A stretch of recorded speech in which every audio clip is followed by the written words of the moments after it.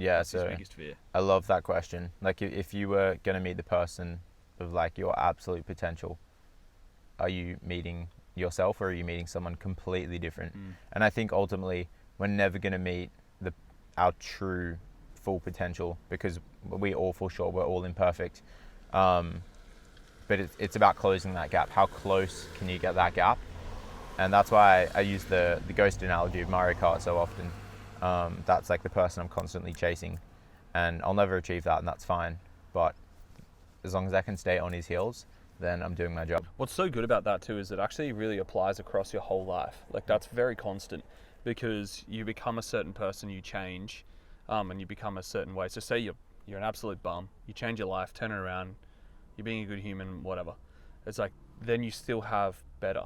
They're still better than you now. So it's like you're always going to be going Always for that. chasing. So it actually doesn't change. So it's a good habit to be in almost.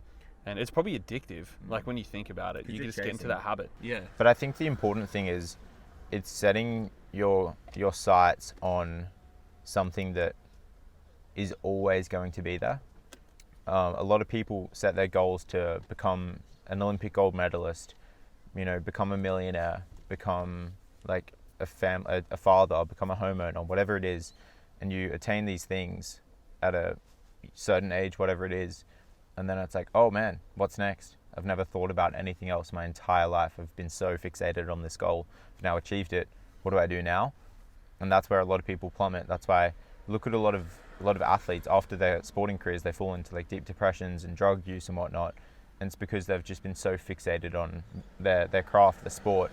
And once that's over, they have no other direction.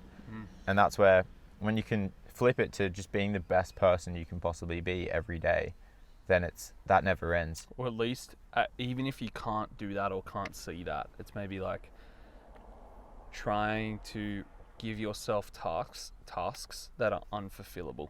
So it's like you will never fully tick that box, but you know it's going to put you in the right direction. It's almost like a course corrector, that task. It puts you in the right direction again, and it's like, yes, you're never going to tick that box, but what you do know is that it's going to put you back on that right path. Yeah, it's like my great-grandfather, my great-opa, he had a similar experience to this.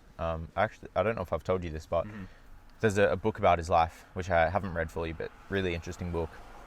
I think I know this. Yeah, and he was laying in a park one day in the Netherlands, just taking like a nap around midday, I think it was. And he went into like a kind of like a dreamy, trancey sort of state, like no use of substances. And he just saw, like he was on a ladder, and I'm probably paraphrasing this a little bit. I can't remember it exactly, but he was on a ladder climbing, and like he like saw God, and God was like promise me that you're gonna keep climbing this ladder, like one step at a time until you eventually like get to me. And he just made that promise in that moment, came out of it and was just like, oh my goodness, like that's so wild. And like went and told family and friends and stuff.